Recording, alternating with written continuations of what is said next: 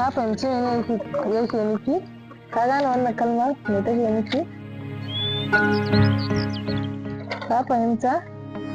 Imran, me kake tunani ne? Hankali na ya tafi wani guri ne. Wani waje kuma? Gurin da ke kaɗai kike. Tunda na ganki kika zama mafarkin da nake a farke kuma a bacci. Imran, karatu ko yake yi? Karatun da zai iya jira, amma ba zan iya jiran wani lokaci don na gaya maki abin da zuciyata take ciki. Ina son ki fiye da yadda zan iya faɗa da baki. A duk lokacin da na rufe idanuna sai nake gani. Ka sani zuciyata ta riƙe da aminta da kai.